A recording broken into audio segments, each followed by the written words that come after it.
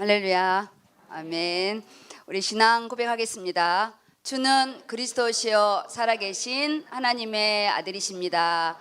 아멘. 옆에 사람과 인사 나누겠습니다. 말씀 따라가는 인생 됩시다. 말씀은 나의 능력입니다. 아멘. 이제 저희가 이사분기가 이제 시작되면서 5월이잖아요.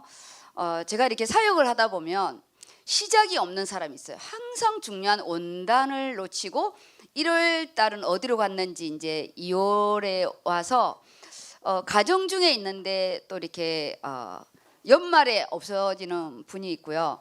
알파는 있는데 가정이 없고, 그리고 어떻게 해도 또 오메가 끝에는 또 들어오는, 우리는 이렇게 파도 타기를 합니다. 우리는 이렇게 파도 타기를 하는데, 중요할 때 우리가 어떻게 기도해야 되냐면, 우리는 영적으로 파도 타기를 할 때 항상 하나님, 내가 중요한 자리에는 있게 해달라고.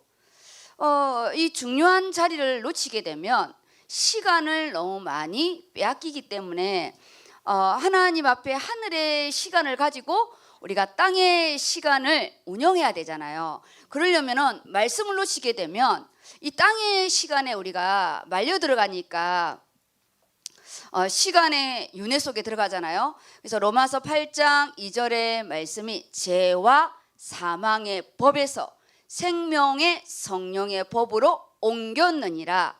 하나님 떠난 문제, 죄의 문제, 사단의 문제라는 이 근본 원죄에 대한 부분은 우리는 빠져나왔지만, 지금은 사단의 이 세상의 왕은 사단이기 때문에 지금은 이 운영체가 움직이고 있어요. 우리는 상관없지만, 그렇지만 내가 말씀에 거물로 치게 되면 우리가 그 태풍에 휘말리듯이 영적으로 휘말려 버립니다. 그게 뭐냐? 문제와 사건이 터지면 우리는, 내가 지금 문제와 사건을 바라보는 부분이 A는 A고 B는 B고 C는 C인데, A와 B와 C가 섞여서 흑암과 공허와 혼돈이 섞여서 이게 다 말아먹는 거예요. 직장일은 직장일이고, 가정일은 가정일이고, 교회일은 교회의 일의 부분에서 똑같은 부분이지만, 내가 직장에서 기분 나빴다 해서 가정에서 와서 똑같이 하고, 내가 가정에서 기분 나빴다 해서 교회 와서 이렇게 하게 되면 우리 다 말아먹는 거거든요. 우리는 언제나 세상의 일의 부분에서는 정리하는 게 너무 중요해요. 제가 이사를 했잖아요. 이사를. 정리가 안 돼, 정리가. 그래서요, 모든 부분은 육신의 이사도 버려야 돼. 버리면 다시 들고 와. 버리지를 못하고 우리 집 앞에 그냥 쫙 머물러 있어요.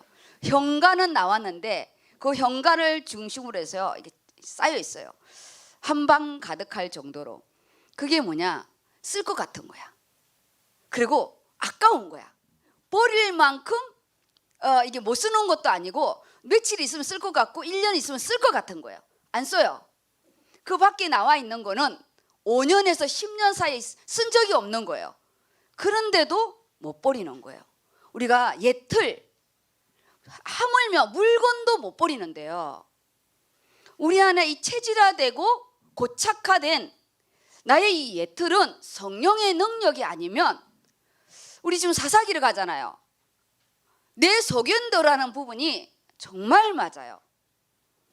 기분이 좋고 문제가 잘 풀릴 때는 말씀대로 사는 것 같아요. 근데 이 내 소견도라는 이 사사기의 부분은 지도자가 없고 말씀이 끊어진 세대잖아요. 그러니까 내 원래 가지고 있던 그대로 움직이는 거예요. 그래서 지금 5월에는 가정의 달인데, 지금 우리 오늘 강단, 주일 강단처럼요, 우하고 쓸려갈 수 있어요. 첫 주에는 렘넌트 주일, 둘째 주는 어버이 주일, 셋째 주일은 스승의 날, 이렇게 해서 한 달이 그냥 훅 하고 쓸려가는 거예요. 오늘 강단 말씀이 그런 거예요. 호산나, 다윗의 자손 예수여, 난리가 났어요. 나귀를 끌고 와서 나귀를 태우고 겉옷을 벗어서 나귀에 예수님이 오시는 그 발바닥에 길가에 다 깔았어요. 그분들이 며칠 후에는 예수님을 십자가에 못 박히라 외치는 소리가 되는 거예요. 그 소리가. 우린 쓸려가는 인생 되면 안 되고요. 무리 속에 있는 인생 되면 안 됩니다. 가장 인생의 중요한 시간대에 내가 없다는 것은요, 내 인생이 그렇게 편집된다는 거예요. 편집. 그래서 강단의 말씀의 부분이 지난주에도 예루살렘으로 올라가는 길에 제자들 간의 이 권력 싸움이 있었잖아요. 한 주간 동안 오른편 왼편의 싸움이 좀 많지 있지 않았어요? 아우, 저는 적나라했어요. 아우 강단은 역시 무서워. 사람은요, 영적인 강단의 말씀을 정말 세밀하게 이렇게 조절하면, 오늘 이게 어버이 주일이잖아요. 아무리 주 안에서 부모를 섬겨라 해도요, 주 안에서가 잘 안 돼요. 내가 예배를 드리면 자식 중심으로 움직이고, 내가 예배만 이렇게 드리면 부모 중심으로 움직이는 이 날은 주의 날의 부분인데요, 이거 진짜 어려워요. 우리가 하나님 앞에 내가 어떻게 알파로 시작해서 오메가로 끝까지 갈 수 있는가, 그게 이제 힘이잖아요. 힘. 힘이고요. 우리가요, 뼈 본만 있으면 안 돼요. 텐던 힘줄이 있어야 우리가요 움직일 수가 있거든요. 그래서 지금 예루살렘으로 올라가는 길에 지난주 말씀에 세상에 돈과 나의 힘과 내 자리와 그런 세상적인 너무나 많은 부분들이 보였을 거예요. 돈 앞에 장사 없어요. 사람이요, 돈이 문제면 부모 자식도 없습니다. 장례식장에요, 돈 때문에 싸웁니다. 효도를 많이 해서 싸우는 게 아니에요. 우리가 내가 오른편이다 왼편이다 이 부분을 잘 묵상하면, 우리가 지난주에 정말 나를 조명하는 부분이 많았을 겁니다. 정말 내가 솔트라인 법칙이 어디로 가고 있는지, 내가 주일 중심으로 움직이고 있는가, 내가 이 1년을 분기별로 해서 1, 4분기, 2, 4분기, 3, 4분기, 4, 4분기에서 딱 이 5월은 2, 4분기의 부분으로 딱 시작되잖아요. 그렇게 해서 우리가 내 자신을 정리를 해야, 오늘 강단의 부분은 뭐냐, 예수님이 실제적으로 이제 만왕의 왕으로 선포하는 현장이에요. 지난주는 제자들만 불러서 내가 십자가에 죽고 내가 고난을 받고 십자가에 죽고 부활할 거라는 거를 제자들만 따로 불렀고요. 그 시간이 딱 지나면 이게 공식적인 선포를 딱 하는 거예요. 공식적인 선포가 오늘 이 부분이에요. 그리고 마태복음은요, 원래가 지금 이 자리가요 클라이막스예요. 왜냐하면 마태복음은 왕으로 오신 그리스도를 이 마태가요 이 사복음서 앞에 내놓은 부분이거든요. 그래서 우리가 지금 문제와 사건의 부분을 말씀의 권위를 가지고 내가 왕권으로 다스리는 거, 말씀이 나를 다스리고 말씀이 내 문제와 사건 속에 스며들고 말씀이 그게 깨달아져야 우리가 이 문제와 사건 속에 우리요 내가 오른편인가 왼편인가 보는 거예요. 우리 학생들은 시험의 부분, 학교의 부분, 이런 모든 부분이 오른편 왼편이죠. 너무나 많은 부분들이 있습니다. 이번 주간에 장례가 여러 군데 났는데 그 중에 한 장례식장이 토요일 날 났어요. 우리 김현숙 목사님 가정에 장례가 나서 이렇게 갔는데요. 딸이 6인가 7, 아들 하나. 근데 아들 하나만 예수를 안 믿고 딸들은 다 예수를 믿는데 그 목사님만 결혼 안 했어요. 여동생 딸 결혼했는데, 근데 왜 결혼을 안 했냐 그랬더니요, 동생들 시집 장가 보내 너무 지쳐가지고 자기는 옆에 남자가 올까봐 엄청 결박기도를 해가지고 아무도 자기 무서워서 안 왔대요. 그래서 이제 우스갯소리로 자기는 이제 결혼하지 않고 어머님을 이렇게 자신의 손에서 보낸 부분인데, 그 장례 자리에 이제 목회자니까 행정 목사님이 이제 예배를 집례하고 이렇게 앉아서 제가 그 뒷모습을 이렇게 보면서요, 우리 가문을 본 거예요. 이분 이제 가정의 달이잖아요. 저희 아버지 때는 겨우 집례만 했어요. 그것도 아버지 살아 계실 때 제가 승부를 한 거거든요. 아버지 장례 때, 아버지가 살아 있는데 장례라면 얼마나 기분 나쁘겠어요. 그러든지 말든지 아버지 장례 때 집례로 하고 싶습니까? 딱 잘라서 안 된다는 거예요. 내가 집례는 안 되고 조문까지. 그렇게 해서 그러면 아버지가 유언을 남겨주세요. 동생들이 장례날 난리가 나잖아요. 제 대해서 첫 예배를 드리니까 얼마나 난리가 나겠어요. 아버지가 아예 유언을 해놨어요. 내가 집례는 안 되지만 장례에 조문할 때는 예배를 드릴 수 있게. 예배 드리기 직전까지요. 내 막내 남동생이 바로 그 향 피우는 데 있잖아요. 거기 24시간 집중했어요. 향을요. 떨어지면 그 향이 떨어지면 무슨 난리가 나는 것처럼. 그리고 할머니 그 장례 때는 이 중이 와서 집례를 했는데요. 이 뭐죠? 틀어놓는 거 뭐라 그래요? 연불같이 틀어놓는 거 있잖아요. 그래서 아버지 그거 안 됩니다 그랬어요. 그래도 이 집안에 목회자가 나는데 그 연불하는 거 절대 안 됩니다 그랬어요. 그걸요 아버지하고 시업해서 안 하기로 했는데 동생이 이걸 하겠다는 거예요. 그러니까 이게 장례를 어떻게 할 거냐, 첫 때에서는요 장례를 어떻게 할 거냐 이게 아니에요. 이 영적인 싸움이요 이로 말할 수가 없는데, 집도 지방이잖아요. 기도해줄 사람도 없어요. 그런데 이번에 장례를 보는데 너무 멋있는 거예요. 이 딸 6이 장로님이 3분이고 전도사님, 목사님 이렇게 해서 이 권사님까지 했었는데 너무 그 어머님은 어떻게 살았는지 모르겠지만 그 장례의 부분이요 너무 부러운 거예요. 그러면서 나는 뭐 했지? 이런 생각이 이렇게 딱 드는 거예요. 오른편 왼편의 부분으로 개수가 되려고 하는 거예요. 같은 내가 주의 길을 가는데 나는 뭐 했지? 우리 엄마 장례 때는 어떤 모습일까? 또 그때처럼 우리 서울 이게 2시간 이후에는 집례가 안 됩니다. 조문으로 끝나요. 그러면 우리 장례는 조문으로 할까? 집례로 할까? 목회자 부분인데 이런 모든 생각을 이렇게 제가 하면서요.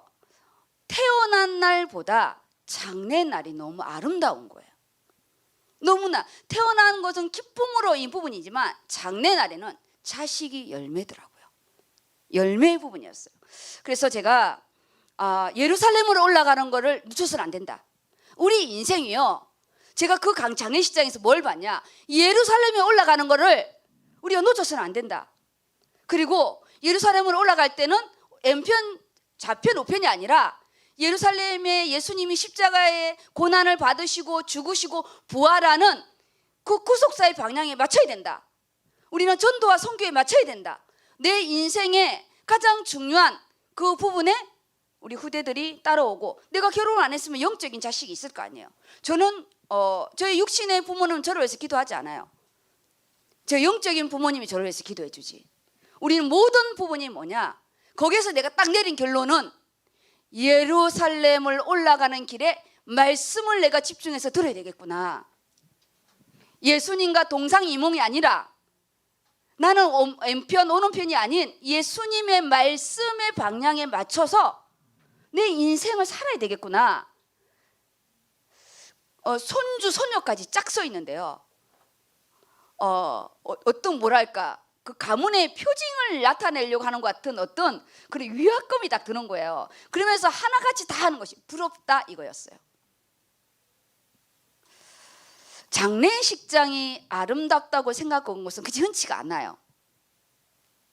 우리가 내 장례식의 부분을 한번 그려보면서 우리가요 또 이렇게 신앙의 그런 부분을 생각해보는 것도 너무 좋을 것 같습니다. 장례는 옛날에 우리가 장례 갔다 오면 소금 뿌리고 그랬잖아요. 귀신 달 그는 불신자의 부분이고, 우리는요 초상집을 잔치집보다 많이 가라고 했습니다. 왜냐? 그 사람의 인생의 전부를 볼 수 있기 때문에. 우리가 예루살렘으로 올라가는 그 길, 그리고 예루살렘에 가는 그 주인공이 누구냐? 내가 아니에요. 예수 그리스도가 주인공입니다. 하나님 떠난 문제, 죄의 문제, 사단의 문제를 완벽하게 해결하기로 오신 그 본질적인 사역을 하러 오신 예수 그리스도. 나의 본질적인 사명, 내가 왜 살아야 되는지, 무엇 때문에 사는 건지, 어디로 방향을 맞춰야 되는지를 보아야 됩니다. 그래야 사사기, 우리 세대 다음 예수님을 모르는 세대가 온다잖아요. 그게 지금 세대입니다. 코로나 세대는요, 현장 예배를 안 와요. 이게 장기화되면 우리는 사사시대에 하나님이 함께 역사한 걸 모르잖아요. 나 홀로 예배니까. 지금 사사기는요, 나 홀로 시대예요. 나 홀로 은혜 받고 나중에는요, 이들이 타락해서 제사장을 사와서 집에서 예배를 드려요. 따로따로. 돈 있는 자는 레위 지파를 데리고 와서 예배를 드린다니까요. 하나님 성전에서 예배 드리는 게 아니라. 그래서 제가 사사기를 딱 들어가면서 코로나 이후에 영적인 사사시대가 올 것이다. 함께 공동체를 모르는, 나 혼자 11조 내고, 나 혼자 헌금 내고, 나 혼자 예배 드리고, 이런 시대가 올 겁니다. 그래서 말씀의 부분을 잘 들으시고요. 오늘 본문 말씀을 보겠습니다. 오늘은 공간복음이 아니고 사복음서예요. 오늘 이 예수님의 중요한 사역은 사복음서에 다 기록되어 있어요. 마태, 마가, 누가, 요한. 왜냐? 예수님의 주 사역이기 때문에. 그러면 우리가 적용하면 내 인생의 목적은 뭐냐? 이걸 봐야죠. 우리는 예루살렘으로 올라가고 있는데 같이는 가는데 딴 생각을 하고 가는지, 아니면 예수님은 지름길로 가는데 난 사이드로 가고 있는지, 그걸 보시면서 말씀을 보겠습니다. 말씀을 이렇게 보게 되면요, 쓰임 받는 가정입니다. 본문은 그대로 마태복음을 가고, 제목은 우리가 절기에 맞춰서 함께 쓰임, 주께 쓰임 받는 가정이에요. 공동체라는 거죠. 가정. 오늘은 이제 어버이날이기 때문에 제가 이제 예배를 좀 빨리 끝나고 우리 또 권사님 부분, 우리도 시대에 맞춰서요, 꽃 안 하기로 했어요. 요즘에는요, 이 꽃 이거 들고 가기도 귀찮고 별로 다 안 기뻐하더라고요. 그리고 왜냐, 우리가 좋은 화분을 하는 게 아니에요. 작은 화분에서 살리기도 좀 어렵고, 그래서 저희가요 커피를 쏘기로 했어요. 그래갖고요, 그것도 다 핸드폰으로 이렇게 사서 근처에 드시게, 시대에 맞게 우리가요 선물도 다 이렇게 변한 것들. 제일 좋은 게 모니인데, 우리는 모니는 또 드릴 수가 없어서 따끈한 차를 이렇게 준비했습니다. 꽃보다 우리 영원한 꽃이 우리니까 또 이렇게 꽃은 우리 권사님, 장로님들이 꽃이고, 우리는 의료선교에서 이렇게 쐈어요, 커피로. 오늘 우리 또 권사님들 생각하시면서 주께 쓰임 받는 가정의 부분인데요. 1절에서 11절 마태복음 사복음서를 이렇게 볼게요. 마태, 마가, 누가, 요한이 있는데, 요한은 사건의 어떤 그거를 기록하지 않았어요. 요한은 살아있는 순교자였잖아요. 요한은 생명의 관점에서 영적인 부분을 적은 거고요. 마태와 마가와 누가는 그 현장에 있었던 것을 기록했어요. 그 현장에 있었던 것을. 우리는 사실을 보는 눈, 그리고 영적인 눈이 열려야 된다 했어요. 그 영적인 눈이 뭐냐? 하나님이 일을 하시는구나, 성령이 역사하는구나, 이게 영적인 눈인 거예요. 이거 성령이 역사하네? 저는 하나님이 역사한 거야. 그런 눈이 안 열리면 그냥 우리가 열심히 살아서, 우리가 운이 좋아서 이렇게 되는 겁니다. 모든 타이틀이 뭐냐? 우리의 제목은 주께 쓰임받는 가정의 부분인데요. 이거는 우리가 교회력에 맞춰서 지금 강단이 가는 거고, 원래 본문의 부분에 제가 성경에 있는 그대로 써놨어요. 성경에 사복음서를 이렇게 보면, 마태는 예루살렘에 들어가시다, 마가는 예루살렘에 들어가시다, 똑같이 했죠. 그리고 누가는 예루살렘을 향하여 가시다, 그리고 요한은 예루살렘으로 가시다. 예루살렘으로. 오늘 우리가 영적인 예루살렘으로 왔어요. 오늘 우리는 교회로 향하여 영적인 예루살렘으로 왔고, 보이지 않는 예루살렘은 예수 그리스도를 향하여 예수 그리스도와 함께 예수 그리스도를 위하여 우리는 가는 거예요. 그게 우리 인생의 표대요 방향인 거예요. 그래야 가정도 그 중심으로, 자녀도 그 중심으로, 우리 현장도 그 중심으로 견고히 세워집니다. 이 구심점이 있어야, 메인이 있어야 파라가 서는 거예요. 메인이 있어야. 메인이 없고 파라가 많잖아요. 하나도 건질 것이 없어요. 옛말에요, 손재주 많은 것이 먹을 것이 없대요. 자격증은 10개인데 뭐 하나 하는 게 없어. 차라리 자격증 하나 갖고 1인 1직장을 하면 되는데, 우리가요 자식이 요즘에는 없는 게 좋대요. 왜냐? 바람 잘 날이 없대요. 뭐냐면 이 자녀는 전학가 사건으로 인하여 해산의 고통이고, 태의 이 열매가 되려면 정말 기도와 말씀이 없으면 태의 열매가 아니에요. 해산의 고통이에요. 이게요 극명합니다. 해산의 고통. 그 거꾸로 생각해보세요. 내가 우리 엄마의 해산의 고통이었을까? 말씀 우리 민섭이가 1절의 부분은 다 똑같습니다. 1절을 좀 읽어보세요. 그들이 예루살렘에 가까이 가서 감람산 벳박에 이르렀을 때에 예수께서 두 제자를 보내시며 저기 마가도 읽어주세요. 그들이 예루살렘에 가까이 와서 감람산 벳박에와 베다니에 이르렀을 때에 예수께서 제자 중 둘을 보내시며 그리고 누가도요. 예수께서 이 말씀을 하시고 예루살렘을 향하여 앞서서 가시더라. 감람원이라 불리는 산 쪽에 있는 벳박에와 베다니에 가까이 가셨을 때에 제자 중 둘을 보내시며. 지금 지난주 말씀을 기억하세요. 우리 렘넌트들은 본문을 꼭 해야 됩니다. 지난주 말씀에 아까도 제가 이야기했잖아요. 제자들을 따로 불러서 내가 십자가의 고난과 죽으심과 부활을 얘기했지만, 제자들은 귀담아 듣지도 않고 관심도 없었고, 너는 시부리세요, 나는 내일 길 갑니다, 그런 버전이었어요. 그런데 예수님은요 굳이 그거를 더 이상 말하지 않아요. 3번 이야기하시거든요. 하나님은 하나님의 일을 진행하십니다. 깨달고 뭘 깨달고는 우리 사정이에요. 내가 시간표를 맞추고 안 맞추고는 내 사정이고요, 하나님의 일은 진행됩니다.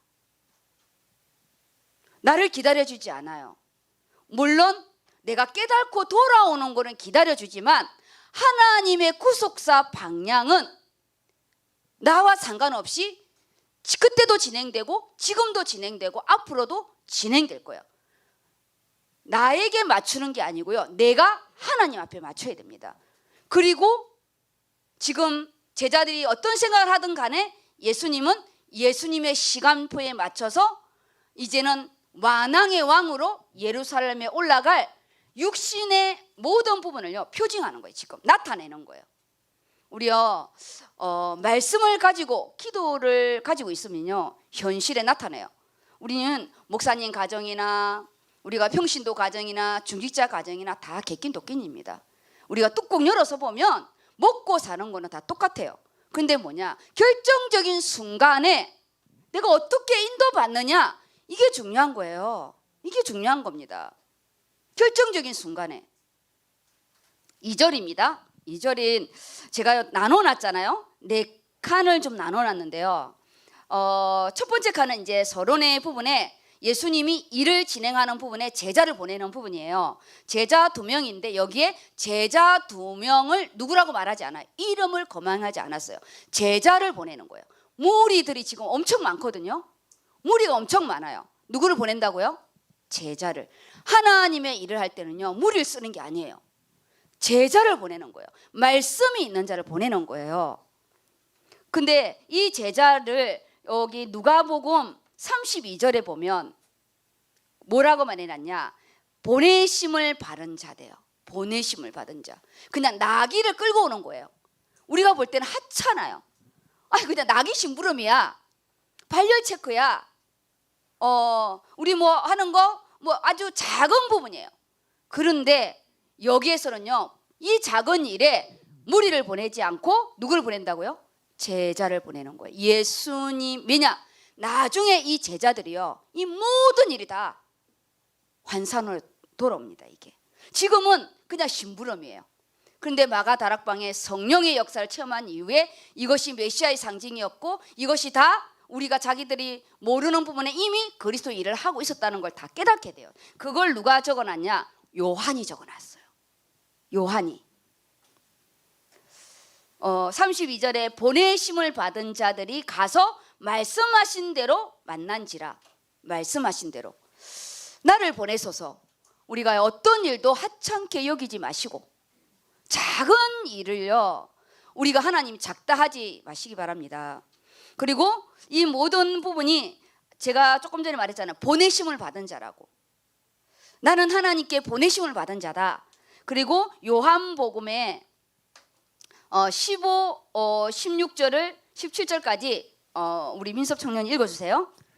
이는 기록된 바 시온 따라 두려워하지 말라. 보라, 너의 왕이 나귀 새끼를 타고 오신다 함과 같더라. 제자들은 처음에 이 일을 깨닫지 못하였다가 예수께서 영광을 얻으신 후에야 이것이 예수께 대하여 기록된 것임과 사람들이 예수께 이같이 한 것임이 생각났더라. 여기까지요.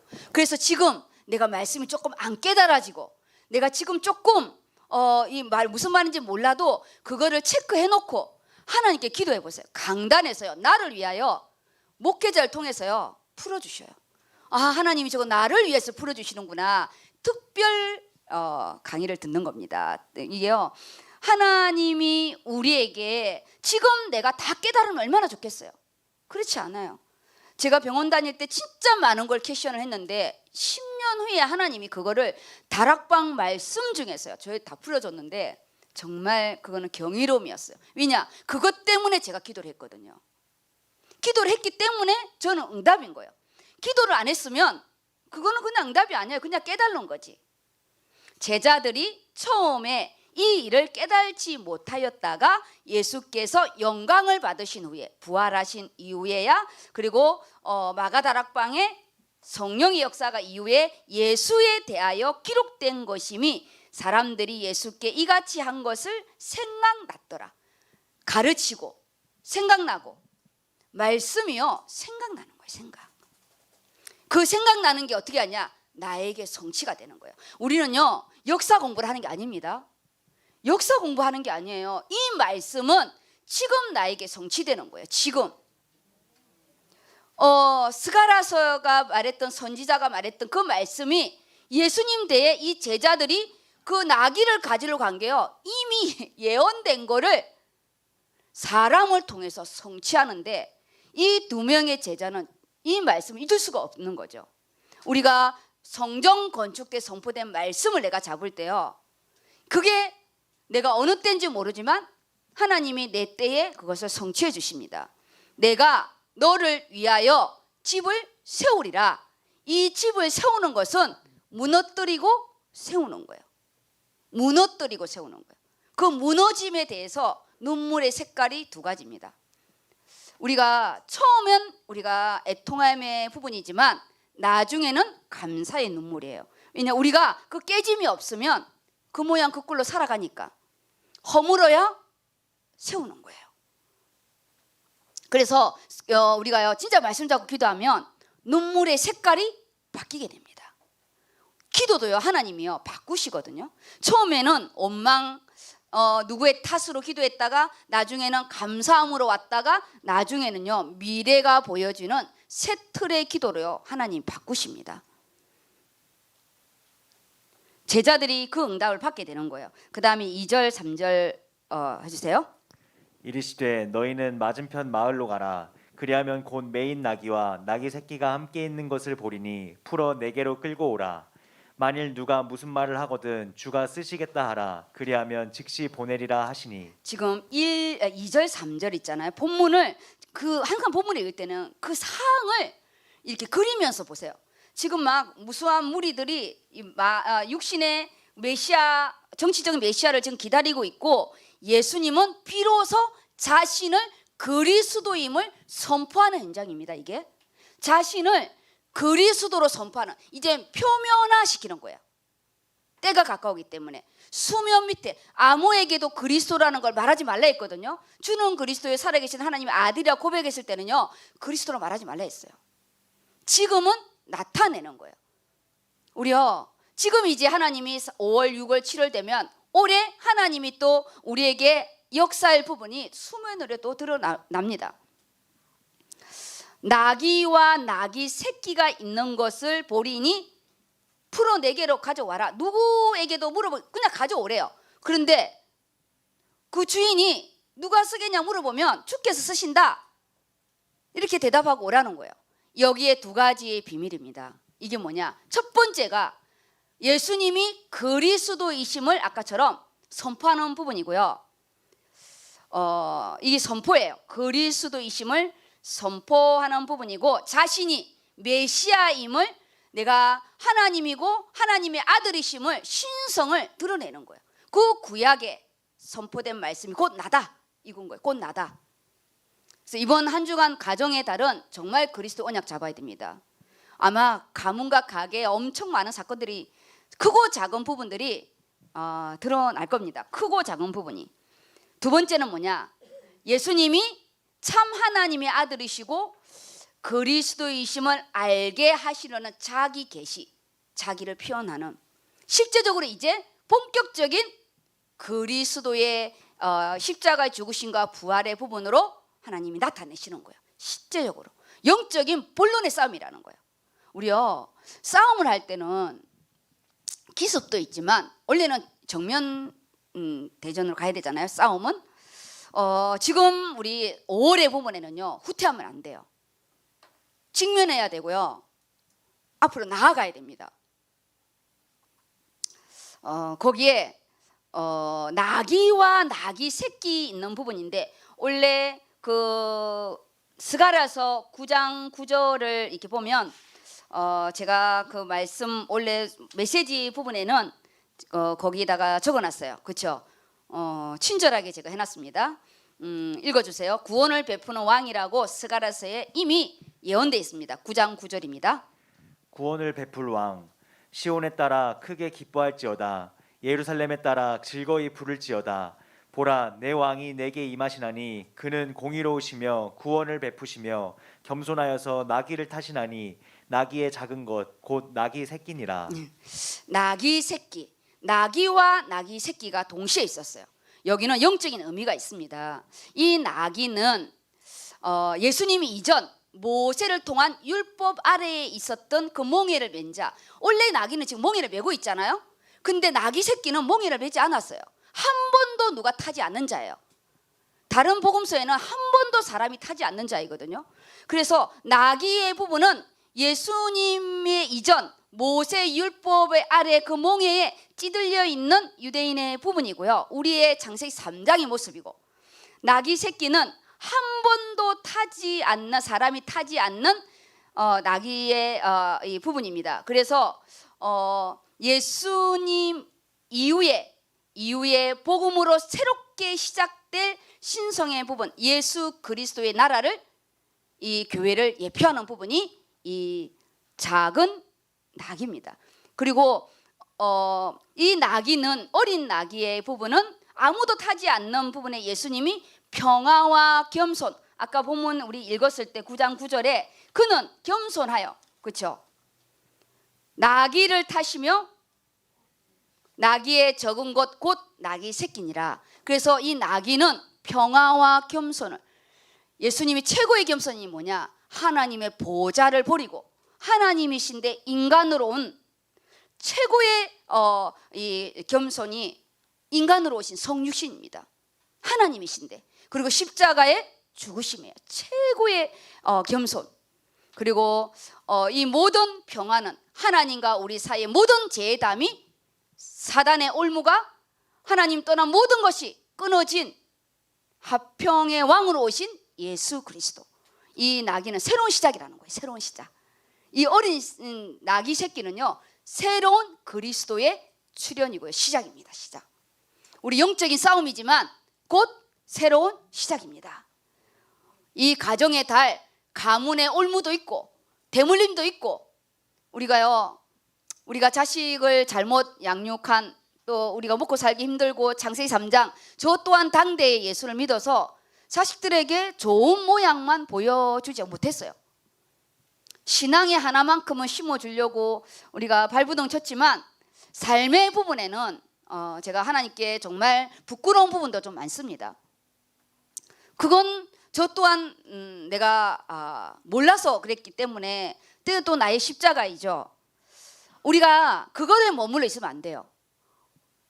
어른, 이 나귀가 아닌 새끼 나귀, 예수 그리스도로 우리 시작입니다. 모세의 율법 아래 있는 것이 아니라 우리는 예수 그리스도로 새로운 시작이기 때문에 너무 절망하지 마시고 좌절하지 마시고 새로운 시작이다. 그리스도의 선포이고 왕권의 출현이고 예수 그리스도의 본질적인 사역의 부분이기 때문에 지금 이제 예수님이 이 나귀를 타고 너무나 당당히 예루살렘으로 향해서 들어가고 있습니다. 하나님의 일을 시작하는 거예요.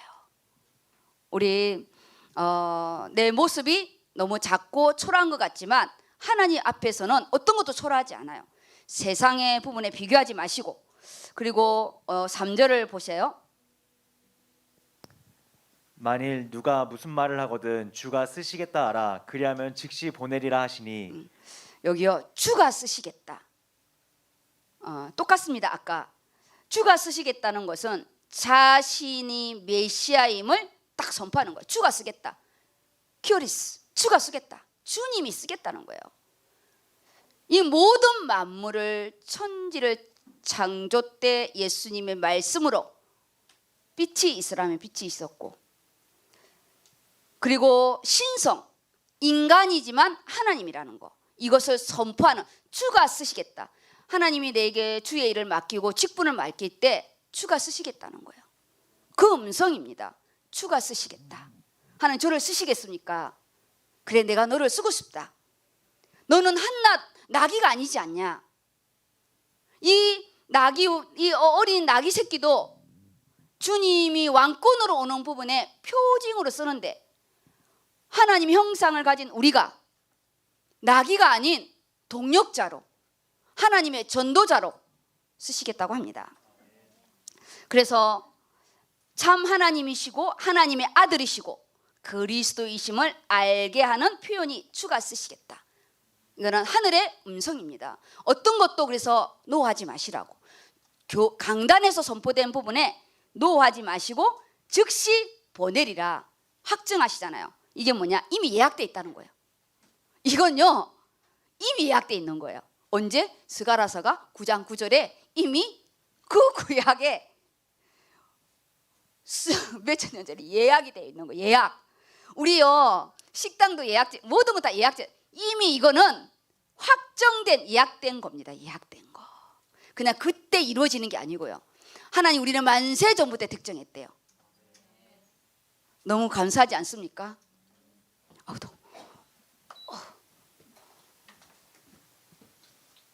저만 더운 건지, 저 진짜 어제 꼬박 샜는데.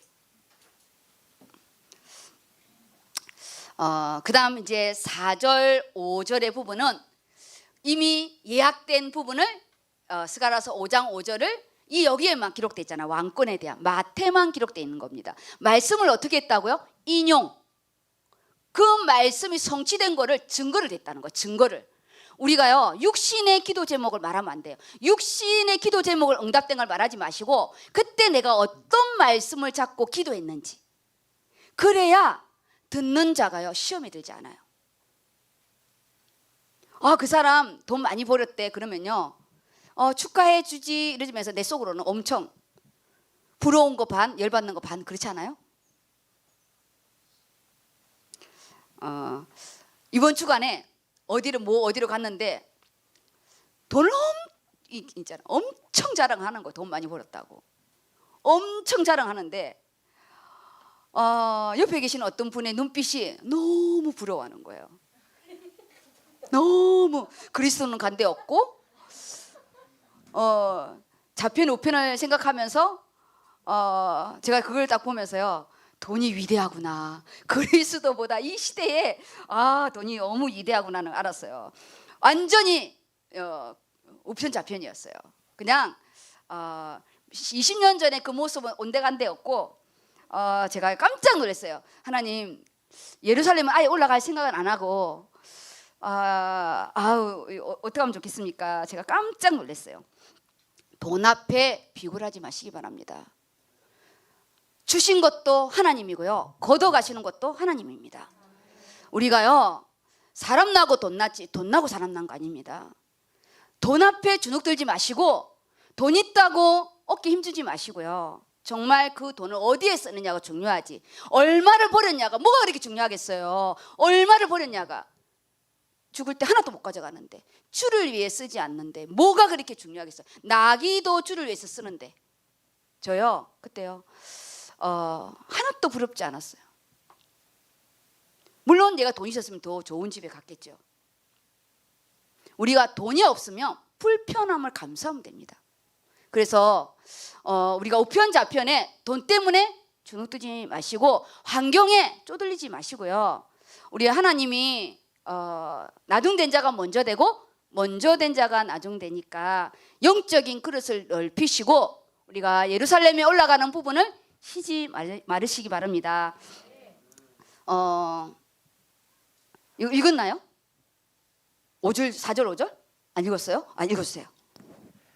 이는 선지자를 통하여 하신 말씀을 이루려 하심이라. 일러스되 시온 딸에게 이르기를 내 왕이 내게 임하나니 그는 겸손하여 나귀 곧 멍에 매는 짐승의 새끼를 탔도다 하라 하였느니라. 제가 즉시 보내리라. 그리고 스가랴서 5장 9장 9절을 보면서 이미 예약된, 지금 버전으로 말하면 성경적인 말은 언약 성취이고요, 우리의 버전의 부분에는 이미 그 수천 년 전에 이미 예약된 이 부분이 너무나 소름 끼칠 정도로 감사한 거예요. 그러면 지금 우리가 이 잡은 말씀이 미래에 이미 예약된 거 아니겠어요? 스가랴서가 이미 이 미래의 부분을 성령 하나님에 의해서 예언한 부분인데, 지금 우리 잡은 말씀이 1년 후에, 2년 후에, 10년 후에 예약된 거예요. 미리 예약 잡으세요. 1년 후에 예약 잡으시고 10년 후에 예약 잡으시고, 그래 10년 후에 응답 받을 때 나 이거 10년 전에 예약한 거야. 너 예약 안 했지? 나 예약한 거야. 우리요 요즘에는 예약 안 하면 어디도 잘 못 가요. 말씀으로 미래를 예약하시기 바랍니다. 오늘은 이미 예약된 거를 우리가 확증받는 거고, 우리의 응답은 미래를 우리가 예약하는 놀라운 축복이 있기를 바랍니다. 너무 감사했어요. 우리는 몇 년 후를 예약하는구나. 누가 들어오겠어요? 우리 이미 예약이 끝나는데. 예약은요 자리가 없기 때문에 예약하는 겁니다. 그 다음에 6, 7절 읽어주세요. 제자들이 가서 예수께서 명하신 대로 하여 나귀와 나귀 새끼를 끌고 와서 자기들의 겉옷을 그 위에 얹음에 예수께서 그 위에 타시니, 무리의 대다수는 그들의 겉옷을 길에 펴고 다른 이들은 나뭇가지를 베어 길에 펴고, 앞에서 가고 뒤에서 따르는 무리가 소리 높여 이르되 호산나 다윗의 자손이여 찬송하리로다. 주의 이름으로 오시는 이여 가장 높은 곳에서 호산나 하더라. 지금 이 표현이요 최고의 왕권에 대한 표현이에요. 예수님이 그리스도로 나타낸 부분에요 최고의 왕권의 표현이고, 1절은 서론이고요 2절부터 5절까지는 예수 그리스도가 왕권으로 나가는 부분에 준비하는 부분이고, 이는 6절에서 9절까지는 그리스도로 온 부분이 이들이 환호하고 환영하고 맞이하는 이 부분인데, 이 안에 본문 안에요 이 안에 너무나 중요한 부분들이 많은데, 여기에요 계속 써져 있는 게 뭐냐, 무리예요. 무리. 8절에도 무리의 대다수, 그리고 9절에도 무리가 소리 높여. 정확한 표현을 해요. 정확한 신앙 고백을 하는데 내 것이 안 되는 거예요. 다윗의 자손이래요. 다윗의 자손. 확고한 메시아라는 거예요. 다윗의 자손이라는 건 이미 근데 왕권으로 끝난 거예요. 예수님이 다윗의 자손이여라고 부른 사람을 한 사람도 예민하지 않았어요. 이거는 이미 왕권에 대한 표현이고, 그들의 겉옷을 펴서요 길에다 깔았어요. 예수님을 왕으로 영접하는 의미고요, 경의와 순종의 의미예요. 예수님을 최고의 경의를 표하는 거예요. 옷을 벗어서 그 예수님 오는 길에 다 깔았다니까. 예수님은 우리에게 레드 카페를 주셨지만 우리 회지에 우리 임상희 이사님이 레드 카페를 했잖아요. 그 색상이 좀 빨갛게 안 나와가지고 블랙 레드로 나와서 좀 그랬지. 원래는 붉은 레드. 우리에게는 레드 카페, 보혈의 카페를 우리에게 베푸셨고요. 예수님이 만왕으로 올 때는요, 왕권의 카페를 쫙 까는 거예요. 근데 이들이 이 고백이 무리이기 때문에 자기 것이 안 돼요. 아까 그랬잖아. 이것이 며칠 후에는 예수님을 죽이라는 함성으로 바뀐다고요. 저주의 목소리로 바뀝니다.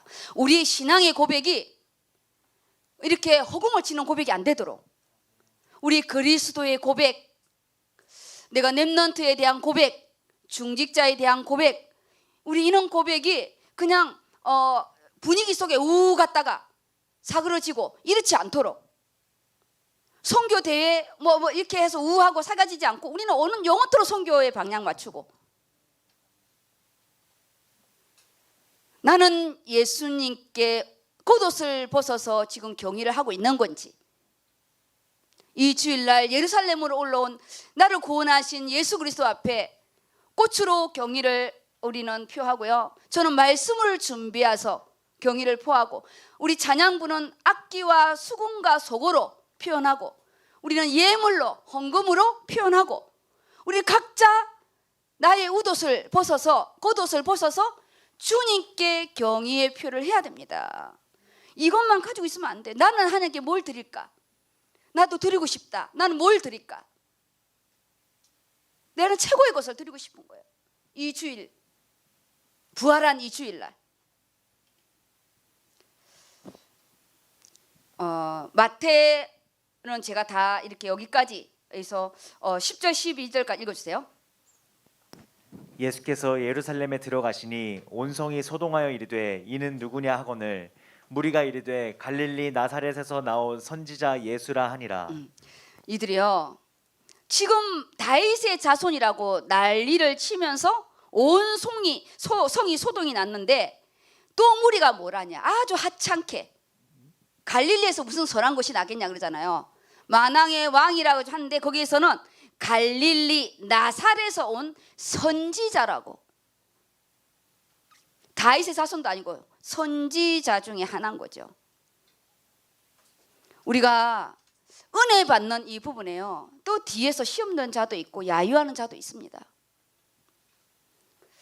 마태복음에 오늘 제 본문은 다 읽었고, 마가복음의 부분에도 색깔로 이렇게 제가 이 해놓은 부분을 비교하면서 제가 좀 이렇게 밤에 너무 늦게 해가지고 조금 색깔을 또 동일하게는 못했지만 마태와 마가와 누가의 이 부분을 이렇게 보면서요, 정말 우리가 나는 어떤 시각의 부분으로 만왕의 왕으로 오신 그리스도가 나를 다스리고 있는지, 그래서 당당히 나가라는 거예요.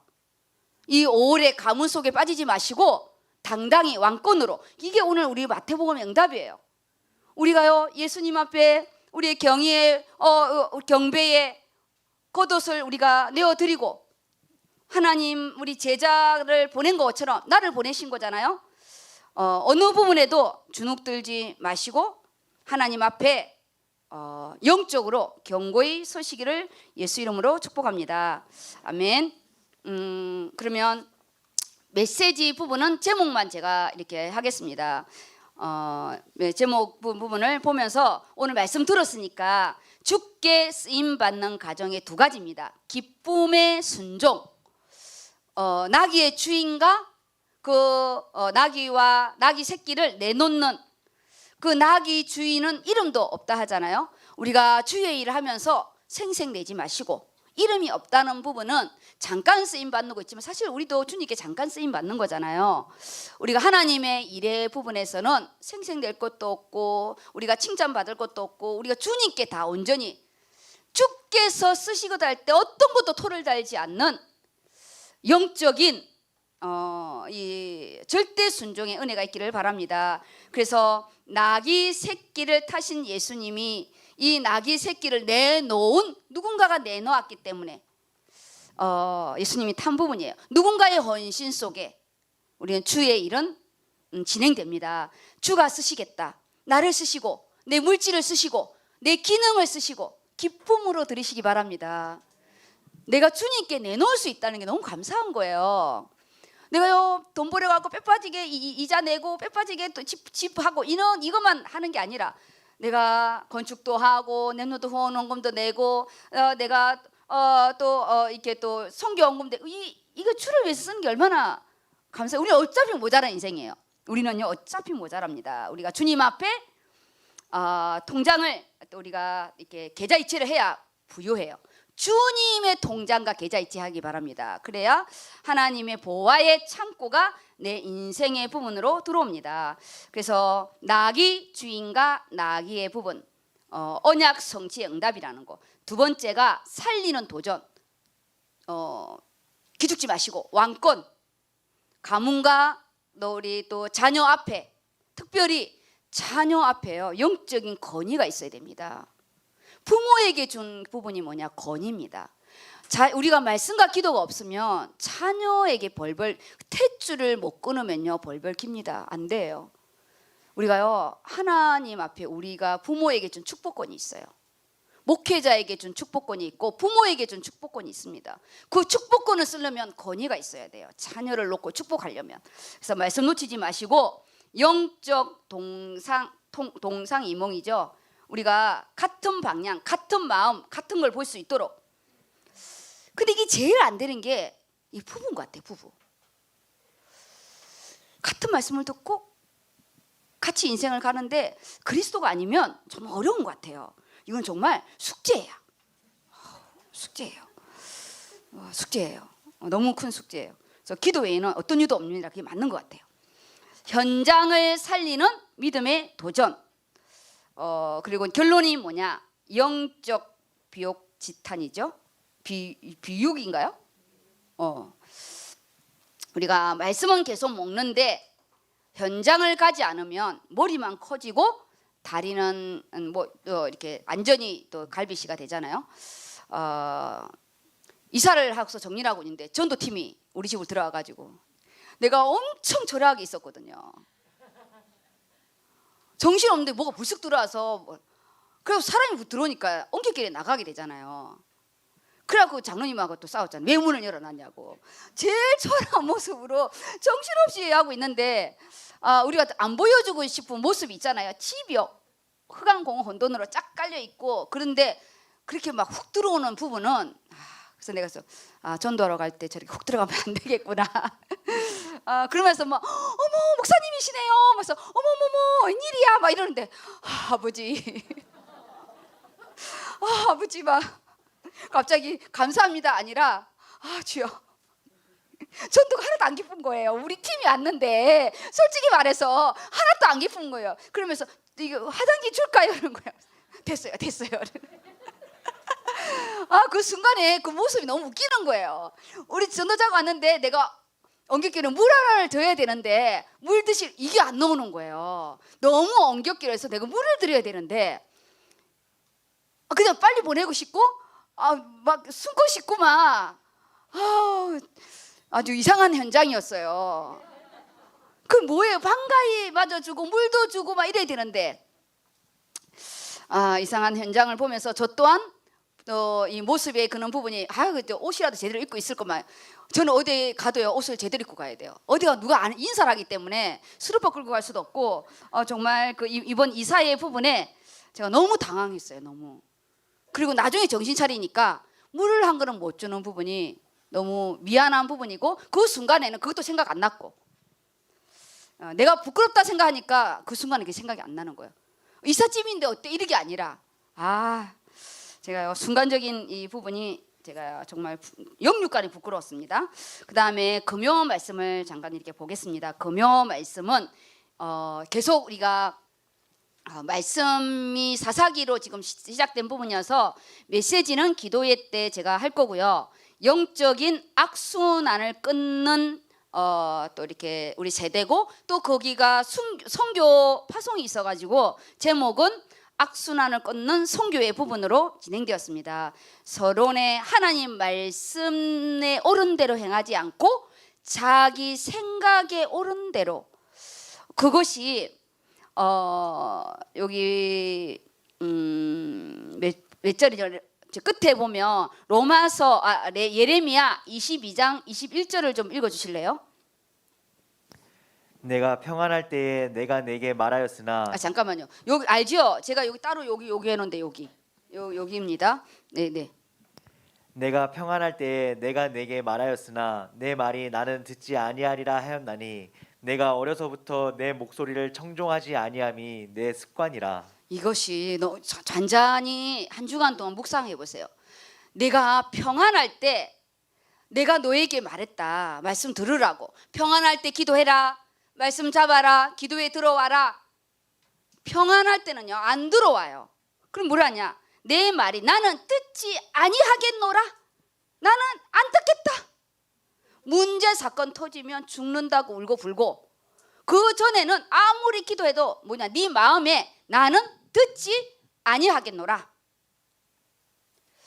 여호와께 그래서 뭐라냐? 네가 어려서부터 내 목소리를 청종하지 아니함이 습관이라는 거예요. 정말 하나님 말을 너무 안 듣는다는 거죠.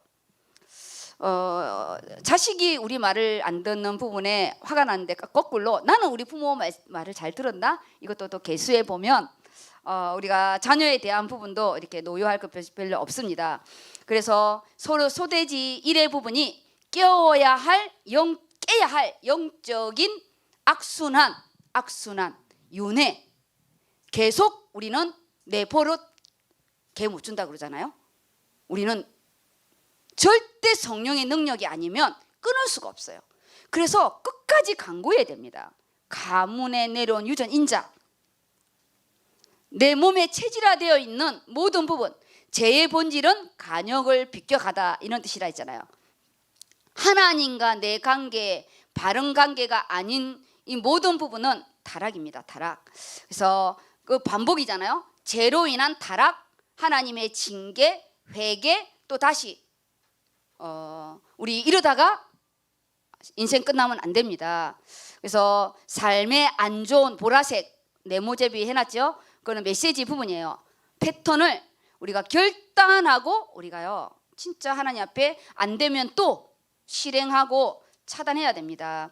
예틀을 깨고 우리가 새 틀을 세워야 할 중요한 부분. 내가 나를 놓고 기도하지 않으면 누가 나를 놓고 기도하지 않아요. 손가락질하지. 두 번째가 체험 신앙의 중요성이에요. 지금 이제 마태와 사사기를 한 것으로 요약하면 어떤 거냐?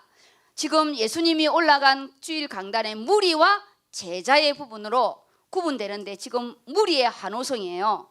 그리고 예수님이 보낼 때는 제자를 보냅니다. 그리고 이 사사기는 이스라엘 백성이 다 타락했어요. 여기에 제자들처럼 사사를 세웁니다. 하나님은 그 시대에 사사를 세워요. 리더자가 없이 그때 사사. 우리는 영적인 리더자가 있는 게 너무 감사한 거예요. 그때 사사만 있으면 우리는요 그냥 또 재바뀐 거예요. 그래서 영적인 사사 시대 살지 않고 우리는 다윗의 왕권으로 들어가고 예수 그리스도의 왕권으로 들어갈 수 있도록. 그래서 주일 강단이 왕권이에요. 예수 그리스도의 왕권으로 들어가야 됩니다. 우리 대한민국이란 나라라는 왕권, 하나님 나라라는 왕권. 그래서 마태복음은 하나님 나라를 말하는 거예요. 하나님 나라, 왕권, 하나님의 나라. 나라는 힘이에요. 개인은 나라가 없으면 아무 힘 없어요. 그래서 결론의 부분이 모든 악순환의 고리를 끊는 오직 예수 그리스도, 오직 그리스도, 오직 그리스도. 예루살렘을 향하여 올라가는 그 왕권 호산나가 나의 호산나. 다윗의 자손이 나의 다윗의 자손. 오늘 기도하실 때 다윗의 자손이요 나의 호산나. 지금 우리를 구원하시는, 우리는 이미 영적인 구원은 끝났고 삶의 구원의 부분입니다. 본문을 우리 민섭이가 쫙 읽고 마무리를 하겠습니다. 여호와께서 사사들을 세우사 노략자의 손에서 그들을 구원하게 하셨으나 그들이 그 사사들에게도 순종하지 아니하고 오히려 다른 신들을 따라가 음행하며 그들에게 절하고 여호와의 어디 명령을 있는 거요? 그렇지. 여호와의 명령을 순종하던 그들의 조상들이 행하던 길에서 속히 치우쳐 떠나서 그와 같이 행하지 아니하였더라. 여호와께서 그들을 위하여 사사들을 세우실 때에는 그 사사와 함께 하셨고 그 사사가 사는 날 동안에는 여호와께서 그들을 대적의 손에서 구원하셨으니 이는 그들이 대적에게 압박과 괴롭게 함을 받아 슬피 부르짖음으로 내가 이 본문을 잘못 적었나? 어허, 본문을 잘못 적었구만. 어허, 본문을 잘못 적었어. 이거 새벽 4시의 사건이요. 이게 언일이요. 그래서 내가 잘못됐나, 민섭이 잘못됐나 했거든요. 내가 잘못된 겁니다. 네, 민섭이 걸 잘 들으세요. 네. 여호와께서 뜻을 돌이키셨음이거늘 그 사사가 죽은 후에는 그들이 돌이켜 그들의 조상들보다 더욱 타락하여 다른 신들을 따라 섬기며 그들에게 절하고 그들의 행위와 패역한 길을 그치지 아니하였으므로 여호와께서 이스라엘에게 진노하여 이르시되 이 백성이 내가 그들의 조상들에게 명령할 언약을 어기고 나의 목소리를 순종하지 아니하였은즉 나도 여호수아가 죽을 때 남겨둔 이방 민족들을 다시는 그들 앞에서 하나도 쫓아내지 아니하리니 이는 이스라엘이 그들의 조상들이 지킨 것 같이 나 여호와의 도를 지켜 행하나 아니하나 그들을 시험하려 함이라 하시니라. 여호와께서 그 이방 민족들을 머물러 두사 그들을 속히 쫓아내지 아니하였으며 여호수아의 손에 넘겨주지 아니하셨더라. 네. 그리고 여기 21장 사사기 21장 25절 검정색 읽어주세요. 그때 이스라엘에 왕이 없으므로 사람이 각기 자기의 소견에 옳은 대로 행하였더라. 정말 우리가 내 소견이 아닌 말씀의 소견대로 우리가 또 살도록 우리 같이 말씀 잡고 기도하겠습니다.